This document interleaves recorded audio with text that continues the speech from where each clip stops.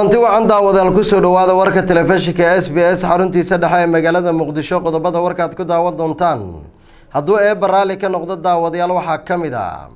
maamulka degmada warta nabadda oo dhismo sharci darro ay goobo ganacsi burburiyay wasiir ku-xigeenka amniga gudaha dalka oo sheegay inay yareeyeen weeraradii al-shabaab ay ka geysan jireen magaalada Muqdisho maamulka gobolka Hiiraan oo hay'adda socdaalka jinsiyadaha ka dalbaday inay u naxariistaan shacabka Hiiraan qiimaha baasaboorka lagu qaato oo aad uga badan midka laga qaato magaalada Muqdisho iyo xogo la helay oo sheegaya in Shiinaha ay xiro ku hayaan boqolaal muslimiin oo loo haysto garkooda iyo qamiiska ay wataan qodobadaas iyo qodobo kale ayaad ku daawan doontaan hadduu baraali ka noqdo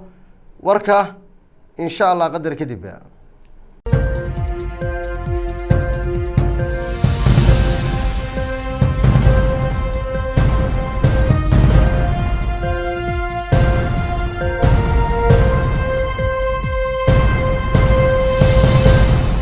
wasiir ku-xigeenka amniga gudaha xukuumadda federaalka Soomaaliya ayaa sheegay inay yareeyeen qaraxyadii waradii ay tooska ay Muqdisho ka geysan jireen al-shabaab ka gadaal tababaro ay siiyeen ciidamada booliska iyo kuwa sirdoonka warkan hanoo dhameystiray wariyaheenna aadan macalin aadamow wasiir ku-xigeenka wasaaradda arrimaha gudaha xukuumadda federaalka Soomaaliya xildhibaan Cabdinaasir ayaa sheegay xilli uu la hadlayay warbaahinta dawladda in wasaaradda amniga gudaha dalka ee xukuumadda Khayra ay qabatay shaqooyin muhiim u ah bulshada oo la xiriira ammaanka dalka bixinta baasaboorada nidaamka ciidamada booliiska oo lagu sameeyay hubin waxaana dhinaca kale wasiir ku-xigeenku uu sheegay in booliiska iyo shacabka Soomaaliyeed ay wasaaraddu walaalaysay sidoo kalena ay dhistay hay'adda nabad sugidda oo sirdoon adag leh si amniga dalka loo hubiyo anaga wasaaradda amni ahaan markaan aan nimi wasaaradda waxaan sameynaa barnaamijyo badan oo xagga ah hay'adaha wasaaradda hoos yimaada in kor loo qaado waxa kamid ah dhanka migration ka waa aragteen maanta baasaboorkeena sumcadda uu leeyahay iyo shaqada oo la qabtay oo waxa weeye iyo surface-ka dadka shacabka Soomaaliyeed ama gudaha joogan ama banaan ha joogan loo hayo waxaan uga mahadnaqayaa agaasimaha Koofi shaqada fiican oo asagana hayo sidoo kale hay'ado kale waxay hoos yimaada booliska kale booliska waa aragteen inaan maanta dhalinyaro Soomaaliyeed oo wax bartay in iyaga ay qayb ka noqdeen qaabkii hore oo booliska u shaqeyn jiray wax badan laga bedelay reform gudaha booliska laga sameeyay la tiriyay biometric iyo wax oo dhan loo dhameeyay waxaan sameynay tababaro fara badan oo ah aan ku horumarinay booliska Soomaaliyeed meel walba ay joogaan hadda boolisku qaabka uu shaqeeyo waa qaab ah saaxiib dhow inuu shacabka leeyahay dad dhalinyaro ah oo energetic ah lagu soo daray oo aad u shaqeynaya taas waxay kamid tahay legacy-geena ama waxyaabaha rabnay inaan dadka arkaan oo amnigana wax ka noqon kara hay'adda nabad sugidda kale iyadana waxay hoos timaadaa wasaaradda amniga iyadana reform fiican baa lagu sameeyay wadan sidiisa banaanba haddii uusan lahayn maxaa la dhahaa haddii uusan lahayn sirdoon adag oo gudaha si fiican uga shaqeeya cadowga waxa weeye mar walba la socda dhaqdhaqaaqiisa iyo magriga markaa shacabka uu maleegayo waxay noqonaysaa marka amni lama sugi karo marka xoogan saarnay magaalada Muqdisho waa aragtay maanta kaamirooyinka ku xiran standardka yihiin standard caalami ah qofkii la soconayaan cid walba ay ma aragtay ilaa motionkii iyo dhaqdhaqaaqii iyo gaariga wax everything waxaasoo dhan waxay ahayd horumar hadda la sameeyay wasaaraddu sameysay oo gaar ahaan taliyaha cusub hay'adda NISA Fahad isbedel infrastructure leh ah oo hay'adda dhexdeeda iyo qaab dhismeedkeedii oo anaga aan policy leenahay oo aan u qaabeynay qaab qurux badan in loo sameeyo tababaro fiican la siiyo xaafadihii laga howlgalo dhaqdhaqaaqi iyo magriga markaas nimankaas nabadiidka ay shacabka Soomaaliyeed u soo maleegayeen hoos bay u dhacday waxa u soo dhacay dambiyadii kale hoos u dhacay waxaas oo dhan shaqo amniga laga qabto weeye sidoo kale hay-adaha kale oo hoos yimaada wasaaradda amniga waxaa ka mid ah wasaarada kalena hoos yimaada oo maamul goboleedyada kama harin waxaan u sameynaa mashaariic horumarineed annagoo tan cadowga kula dagaalamayna dhinaca kalena waxaan ka hormarinaynay mashaariic mashruuc ugu muhiimsan oo wasaaradda aad uga shaqeynaysa waxaa ka mid ah mashruuc la yiraahdo Joint Police Project oo lagu horumarinayo booliska Soomaaliya meel walba uu joogo mashruucaasi si isla eg ayaan ugu qaybinay wasaarada waxaan sameynay markaan wasaaradda nimi awal si talanteel ah baa waxa weeye hay-aduhu wax u siisiin jireen cid walba laakiin qaab fikir cusub iyo nidaam cusub baan ula nimi waxaan yiri hal khasnad wixii ah haysan Soomaaliya ku caawinaysan ku rida kadibna maamulada ha loo qaybiyo Jubbaland oo kale Hirshabelle ciidamada u tababarnay South West ciidamada loo tababaray gawaari la siiyay wax walba u baahan yihiin markaas khasnadaas iyaga gaarka looga dhigay oo booliska Soomaaliya lagu horumarinayo ayaa la sameeyay marka anaga waa isbarbar wadnaa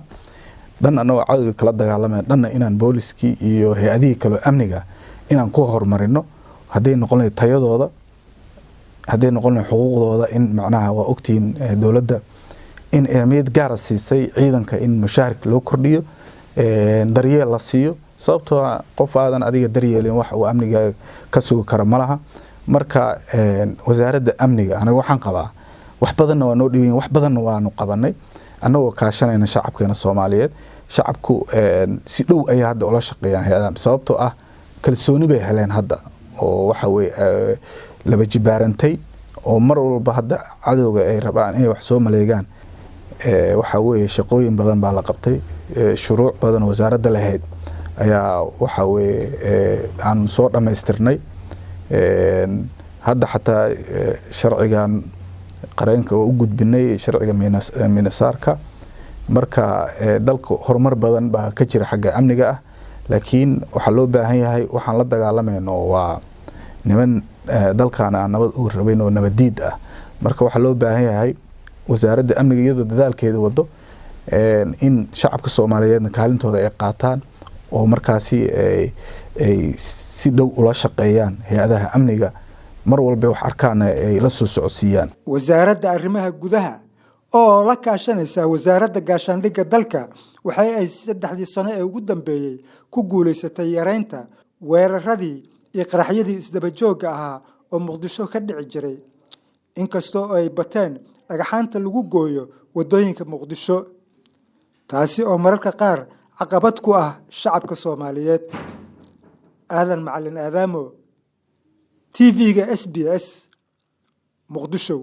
maamulka degmada warta nabadda ayaa burburiyay dhismo iyo goobo ganacsi oo si sharci darro ah sida ay sheegeen looga dhistay wadooyin muhiim ah maamulka degmada warta nabadda ee gobolka Banaadir ayaa bilaabay maanta howlgallo lagu burburinayo guryaha sida sharci darrada uga dhisan jidadka mara xaafadaha Xamar Bile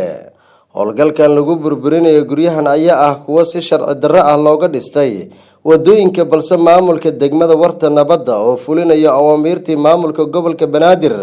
oo ahaa in la burburiyo guryaha sida sharci darrada looga dhisay wadooyinka muhiimka ayay uga jawaabeen howlgalkan guryaha lagu jajabinayo taliyaha ilaalada deegaanka Muqtaar Cariif Warsame ayaa uga digay dadka sida sharci darrada ah u dhisanayo wadooyinka waxa uu sheegay in aan laga aqbali doonin in si sharci darro ah wado loo dhisto waxaan faraynaa dadka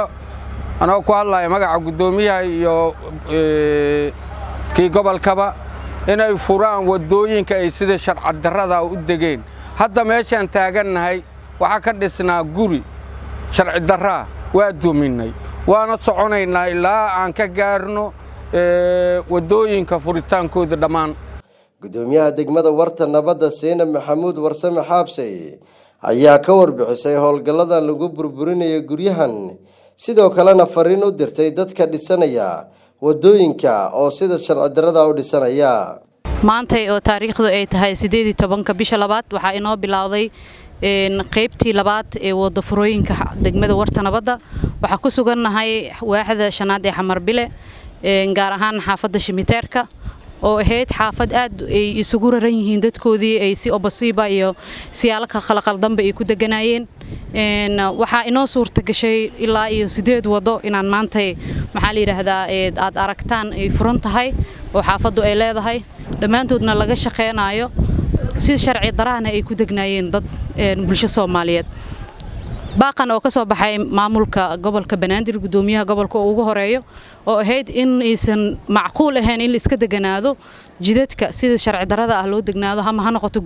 goobo lagu dhaqan yahay ama ha noqoto maxaa la yiraahdaa goobo ganacsi ama siyaalo kale taba maqalooyin gaar ah u xirnaadaan dhamaantood oo waajib ay tahay in la wada furo sida aragtaan halkan waxaa ku sugan maamulka degmada guud ahaan oo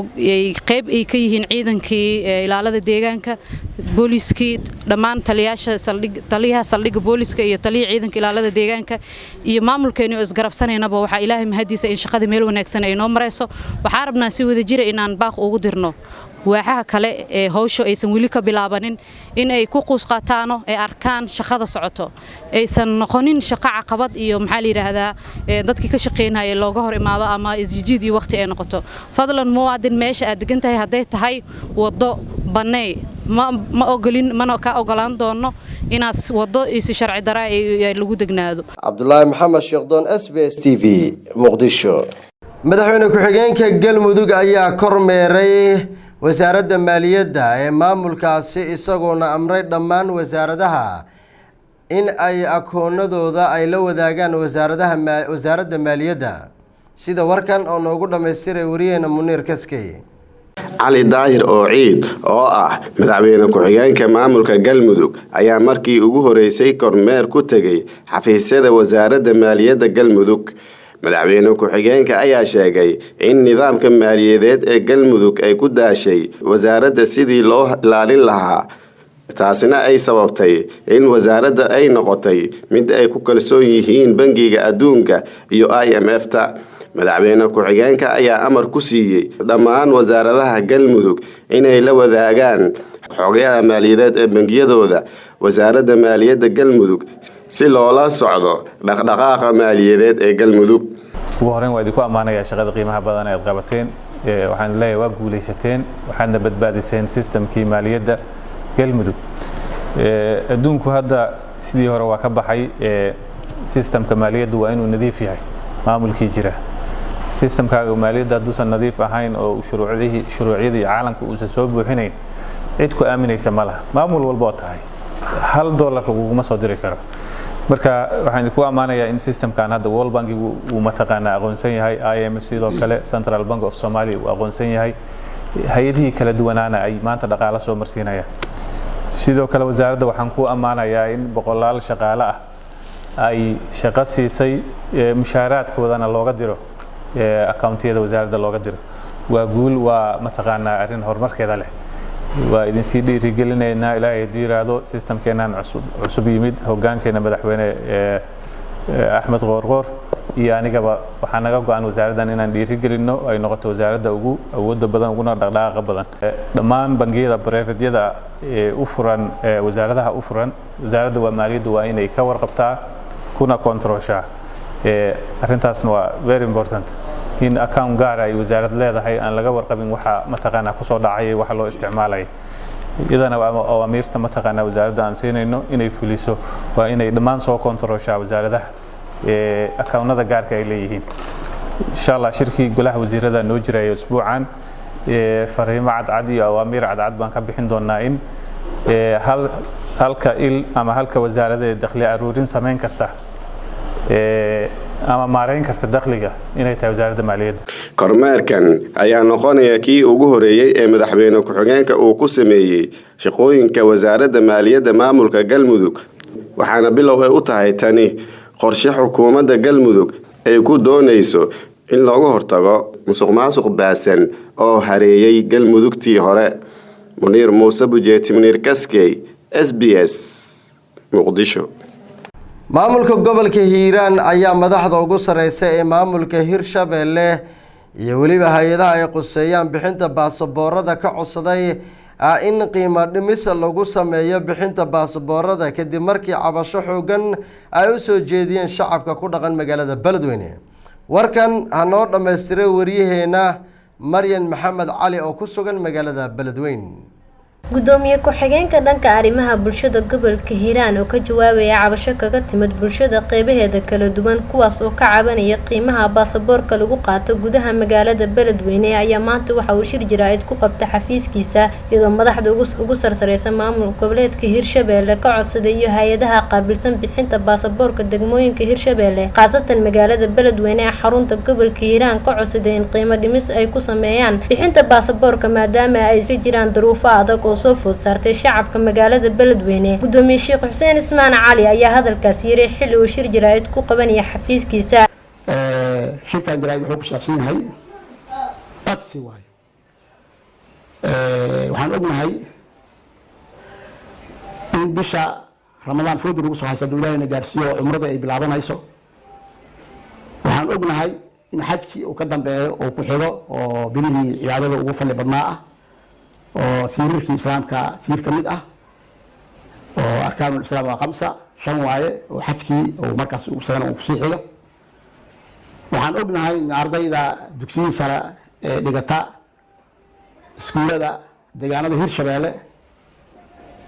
gaar ahaan gobolka Hiiraan in hadda ay sanadkii ugu dambeeyay foomforada ay galayaan imtixaankii mar dhow insha Allah hadii la yiraahdo. waxaan ognahay ardayda in shahaadada markii ay dhameeyaan ay baasaan Ilaahay ha baasiyo Ilaahay ha ku guuleeyo ardaydeena caruurteena oo hadda sanadkan dugsi sare ka baxaysa 2019-2020 in baasaboor shahaadadii soo qaadashadeeda ay ku xiran tahay baasaboor in la helo. anigoo ka faa'iideysanahay marka fursadahaas ardaydii umradii xajkii waxaan arkaynaa waalidiintii iyo inta ay qosaysa arrintaas iyo inta xajka rabto iyo inta umrada rabto hadduu Ilaahayna gaarsiiyo oo Ilaahay u qadara iyo kuwa ardayda hadda u diyaar garoobaya in imtixaankii galaan inay xoogo ka yara cabanayaan baasaboorkii oo dhanka Hiirshabelle marka la yiraahdo xoogo qarashka uu yara ku badan yahay. meelaha kale waxaan maqalnay in xoogo ay ka yara hooseeyaan laakiin ay qarashkeen xoogo u badan yahay. marka cabashooyinkaas markaan dhageynay aragnay ay noo soo gudbiyeen annagana madaxdii marka howlaha qaabilsaneed hadday tahay kuwa Hiirshabelle madaxda sarsare iyo hadday tahay kuwa laamaha baasaboorada qaabilsan waxaan ka codsanaynaa in marka gobolka Hiiraan dadka degan iyo kuwa deegaanada Hiirshabelle ay arrintan qusayso in gaar lagu eego oo loo naxariisto loona fududeeyo howlaha isla markaasna loo naxariisto qarashka xoogo laga fiiriyo maadaama shaqalaan iska jirto maadaama waalidiinta aysan waxba haynin maadaama yani ma gartay dhib badan iska jiro culays badan iska jiro gaar ahaan gobolka Hiiraan markii la yiraahdo culays badan anaga nahayo fatahaadaan ka soo baxnay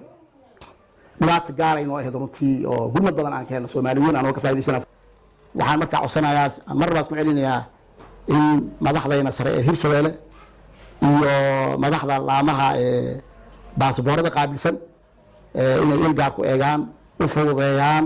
hadalka gudoomiye ku-xigeenka arrimaha bulshada gobolka Hiiraan ayaa ku soo beegmaya xilli dhawaan cabasho ay ka muujiyeen lacagta lagu qaato baasaboorka Soomaaliya ee magaalada Beledweyne. dhalinyarada wax ka barata iskuulada ku yaala magaalada Beledweyne ee xarunta gobolka Hiiraan. Maryam Maxamed Cali, warbaahinta SBS TV, Beledweyne. gudoomiyaha gobolka Banaadir ahna duqa magaalada Muqdisho ayaa la kulmay odayaasha degmooyinka Kaaraan iyo Hilwaa kuwaasoo cabasho ka muujiyay qashinweynaha Muqdisho. warkan hanoo dhameystiray wariyaheena Shaafici Shaacir. gudoomiyaha gobolka Banaadir ahna duqa Muqdisho mudane Cumar Maxamed Cumar Filish ayaa xarunta aqalka dowladda hoose ee maamulka gobolka Banaadir kula qaatay kulan gaar ah qaar ka tirsan odayaasha iyo waxgaradka degmooyinka Kaaraan iyo Hilwaa kuwaasi oo dhawaan dhigay banaanbax cabasho ah oo ay kaga soo horjeedaan qashinweynaha Muqdisho.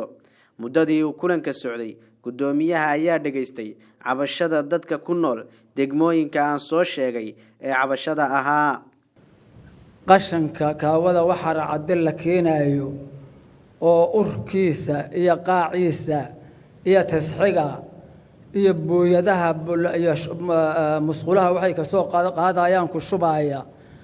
intaas ayaan ka cabanay. gudoomiyaha waxaan ka codsanaynaa iyo mas'uuliyiinta kaleba wixii qalad ah oo aan galna meediyaha u gudubna iyo wax naga fakadeen in uu naga cafiyo waxaa la yidhaha kul iyo mantagba mahaad rabta kulama gaaraana la yidhaha codsiyaan wadanaa codsigeenni shalay dadka oo noo soo diray guddoomiyuhu yaa noo yimideen waa naga ajiibeen maantay inaan asigana u mahad celinno annagana uu yidhaahdo wixii aad samayseen oo kale markaad aragtaan noo soo celiyo ha fudaanina yaan u qaadannay inaan u mahad celinno annaguna maanta sidaasaan ku nimiday guddoomiyada sidaas in ugu dalbaan annagu aan ku qaadannay waxaan leenahay annaga waxna keenay waa cabasho iyo codsi gudoomiye annaga waxaana dhibay waa qashin zaa'id ah oo gurigeena aan ka joogi weynay ilmihii aan ka haysa weynay albaabka xataa lama furi karo xataa dariishad marka gudoomiye annaga waxna keenay waa cabasho iyo xanuun fara badan qaaciisan oo zaa'id yahay aan xamil weynay mudana gudoomiye waxaan rabnaa in aan wax nooga qabato insha Allah gudoomiyaha gobolka Banaadir ahna duqa Muqdisho mudane Cumar Maxamuud Maxamed Cumar Filish ayaa sheegay in si degdeg ah wax uga qabanayaan cabashada dadka deegaanka ee la xiriirta qashin weynaha Muqdisho waxaan soo gaaray dacdarooyin inta aad sheegaysiin ka badan ayaan soo gaaray marka la xisaabtana jiri doona adiga waa idinkaga mahad celineynaa inaad soo gaarsiiseen dhibaatada aad dareenteen haba yaraatee marka sida aan dukumentiga anigu ku helay ama aan anigu meesha ka sheegayba ka mid maahayn bulshada meesha degan in qashinkaas dib soo gaarsiiyo sidaas darteed cid kasta oo ka mas'uula dayacaas waa lagula xisaabtami doonaa haddii alla idmo adikana waa laydinka raali gelinaynaa waa laydinka raali gelinayaa waxa aad ka cabateen haddii alla idmo sidaasoo kalena adinkoo maamulkiina dowladnimada waxaa la rabaa in la dhowro idinkoo maamulkiina degmada ama waaxda la soo xiriiraya wixii dhibaatooyinoo jira in la soo gaarsiiyo inta aan meediyaha aan ka ogaanahay mas-uuliyadana saaran oo naga saaran deegaanka naga saaran dadka shacabka ah waxa ay tahay in dadka wixii daryeeloo la gaarsiin karo la gaarsiiyo laakiin nooguma jirto yacni waajibaadkeena shaqo in dadka aan anagu dhib u geysano shalay ayay ahayd markii guddi ka socday maamulka gobolka Banaadir ay kulan la qaateen xubno ka tirsan odayaasha degmooyinka Kaaraan iyo Heliwaa kuwaas oo raaligelin ka bixiyay dibadbixii dhacay balse codsaday in wax laga qabto cabashadooda oo ay wali taagan tahay waxaana kulanka maanta uu la yeeshay gudoomiyaha gobolka Banaadir ee daba socda ballanqaadka uu noqonaya mid rajo gelinaya dadka deegaanka Shaafici Cabdinaasir Maxamed Shaafici Shaacir SBS Muqdisho maamulka waxbarashada ee gobolka Karkaar ayaa kormeeray goobaha waxbarashada ee ku yaala magaalada Qardho warkan aan oo dhameystirtay wariyahana Qadro waa Barciise ujeedka kormeerka ay sameeyeen mas'uuliyiinta waxbarashada gobolka Karkaar ayaa ahaa mid ay ugu kuurgalayeen xaaladda waxbarashada ee goobaha ay wax ku bartaan ardayda wax ka dhigata iskoolada ku yaala magaalada Qardho ugu horeyntii ayaa waxa halka ka hadlay kormeeraha wasaaradda waxbarashada gobolka Karkaar Mahad Yuusuf Gacayte oo la dardaarmay ardayda wax ka barata magaalada Qardho waxaana uu sheegay waxbarashadu inay tahay muhiimad gaar ah waxaa sharaf weyn noo asaakay in aanu idinku soo booqano dugsigiinii xilli hore oo arooriye ah oo aanu kormeerkii aynu wadnay wixii teerabka ka dambeeyay aad maanta idinku nasiib u hesheen aanu ugu kuurgalaynay sida u socoto waxbarashadu fasalada waliba aad u fiirinay oo aad ugu kuurgalnay waxa kamid ah fasalka 8aad iyo fasalka form 1 ah oo secondary-ga ah fasalka 8aad ardaydoodu waxa weeye natiijadoodu waxay tahay hadda arday natiijo fiican waxaanu aad iyo aad idinku boorinaynaa xogaa waxaad moodaa iskuulada inaad kala mid tihiin qaabka soo daahida subaxdii maamulka iyo macallimiinta waxaan ku boorinayaa inay ardayda soo daahda waalidkood la xiriiraan waalidka u diraan ardayda waalidku yimaadaan lagala hadlo qaabka soo daahida iyo dhibka uu leeyahay gudoomiyaha waxbarashada gobolka Karkaar Bashiir Axmed Gaale Eri ayaa isaguna dhankiisa ka hadlay waxaanu dardaaran adag u diray ardayda waxaana uu sheegay inay muhiimada kaliya ay tahay oo qofka bini'aadanka uu meel ku maro waxbarashada oo kaliya. noo soo dhaweysaan arday waxa weeyaan intii iskuulka la furay iskuulku bishan uu furan yahay teeramka labaad iskuuladana maraynay maanta waxa ku soo aaday iskuulka qarro soo maritaankiisa marka adeerayaal arrin baan rabaa inaan idin kala hadlo arrintaasuna waxa weeye waa waqtigu waa shay aad muhiim ah waxaadna ku garanaysaa wadaadda yaryar baa tihiin gabdhaha iyo wiilashuba waad aragteen qur-aanka ilaahay isagoo ku dhaaranaya waqtiga alcasri baad arkaysaa waxaad arkaysaa wallayli wadduxaa waxaa ilaahay ugu dhaaranaya waqtiga waxa weeyaan limuhimmatihi muhiimadda uu waqtigu leeyahay waxaa dad baa waxay isku qabteen ma waqtigaa wanaagsan oo qiimo badan mise dhaqaalaha iyo lacagta qiimo badan dadka laba group bay u kala baxeen dad waxay yiraahdeen dhaqaalaha qiimo badan waayo wax kasta waan ku iibsanaya dadna waxay yiraahdeen waqtigaa qiimo badan qolo walba sababta baa la weydiiyey waxa la ogaaday dhaqaalaha haddii shirkad ama company $1 milyan maanta ay ka dhunto waxa la arkaa in company-gu kala dhameeto $5 milyan oo faa'iido u helo soo lacagtiisa dib uma soo ceshan miyay ahayn waqtigu hadduu ku dhaafo daqiiqadii ina dhaaftay dib ma loo soo celin karaya marka labada shay kee qaalisan ma waxa qaalisan wax la heli karo mise oo aan dib kuugu soo noqonin mise wax mar walba soo noqon kara marka cimrigaas waxa weeyaan in waqtiga inaynu ka faa'iideysano waa laydinka rabaa waxaan idiin sheegayaa horumarka waxbarashadaada waxyaalaha aad ku guulgaari karto waxa ka mid ah in qiraa'ada la bariyo macallinku hadda wuxuu idin yiri waxyaalaha aan kor uga qaadayno waxa weeyaan waa hadda waxaan arkayay maharaat luqawiya wax la dhaho jira sida luqadda loo barto waxa weeyaan ardayga in la baro akhriska in la baro qorista in la baro ku hadalka in la baro dhageysiga waxa jira mid shanaad oo la dhaho critical thinking skills in qofku aad u fekero oo waxaan luqadda ka fekero marka luqadda ruuxeeda maadooyinka oo dhan baad ku dhiganaysaa luqadda ingiriisiga aad u barta luqadda carabiguna waa luqadda diinta wey arday asbuucu wuxuu ka kooban yahay 7 beri maalintii habeenkuna intee saacadood bay yihiin ya habeenka iyo maalinta marka la isu geeyo intee bay yihiin 24 saac bravo maasha allah 24 saac qof hal daqiiqo u dheertay adduunka miyuu joogaa mise 24 kaas aynu wada haysanaa 24 keenu wada haysanaa laakiin 24 saac dadna waa ka faa'iideysteen waa horumareen dadna waqtigooda way dayacaan oo waa liitaan kormeerkan maamulka waxbarashada ay ku sameeyeen iskoolada ku yaala magaalada Qardho ayaa wuxuu ku soo beegmayaa xilli ardaydu ay ka soo laameen imtixaankii teeramka Qadra waa bilciise SBS TV magaalada Qardho maamulka gobolka Banaadir ayaa ambixiyay gabar ninkeeda horey u kala tageen oo dhaawacay taasi oo in muddo ku xanuunsaneed magaalada Muqdisho warkan waxaa noo dhameystiray wariyayna Shaasha askarigii dhaawacay oo dawladda u shaqeynayay waa cafiye waxba uma qabo ilaahay dartiisa ayaa ku cafiye Amaal Maxamed alla dartii ayay u cafisay saygeedii hore oo dhaawac lugteeda ka muuqanaya u geystay muddo ayay Muqdisho uga xanuunsanaysay rasaas uu ku furay wiilka ay dhashay aabihii oo ay kala tageen ka gadaal codsi ahaa inay dib isugu laabtaan oo ay ka biyo diiday maamulka gobolka Banaadir ayaa arkay dhibaatada ay Amaal Muqdisho la joogto waxana ay go'aansadeen in dalka dibadiisa loo ambixiyo si loogu dabiibo dhaawac lugteeda ku yaal aadan Cabdulla Ismaan aadan Cadde garoonkii diyaaradaha ee Muqdisho ayaa laga ambixinayaa waxana garbaheeda soconaya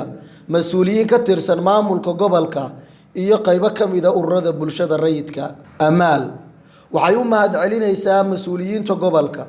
waxana ay sheegaysaa in alla dartii ay u cafisay odaygeedii hore Soomaali maxamed meel walba ku nool yihiin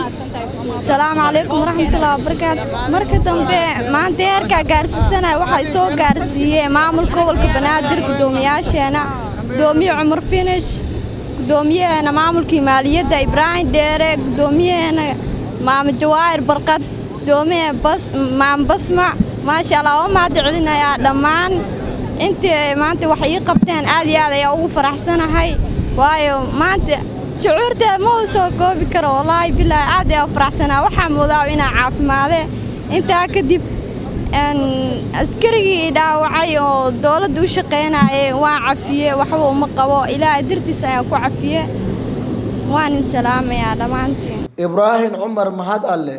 gudoomiye ku-xigeenka maamulka iyo maaliyadda gobolka banaadir oo qayb ka ahaa ama bixinta amaal ayaa yiri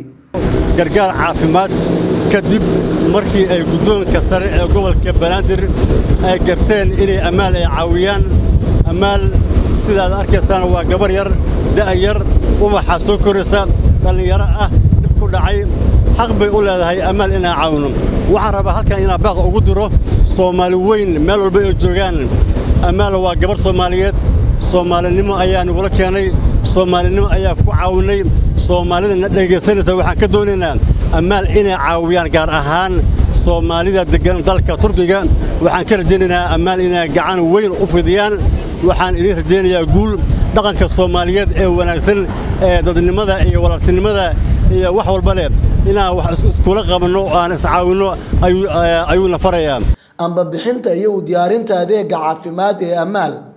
ee maamulka gobolka banaadir ayaa ah mid ka mid ah waajibaadkii shacabka muqdisho ka saarnaa maamulka gobolka banaadir cabdishakuur shaasha SBS muqdisho iminkana akhbaaraadka dibadda boqolaal muslimiin ayaa si qasaba loogu ururiyey xero ku taalo gobolka xinjiina BBC-da heshay oo la ogaaday qiyaas ahaan 1 milyan oo qof ayaa lagu hayaa xero ay maamusho dowladda Shiinaha warkii aad kala socoteen telefishinka SBS xaruntiisa dhexe daawadayaal waa naga intaa warka waxaad la socodsiinayay anigoo Cabdullaahi Maxamed Sheekhdona intaa warkiisa xigaan ku wada kulmi doona sida ay nabadgeliyo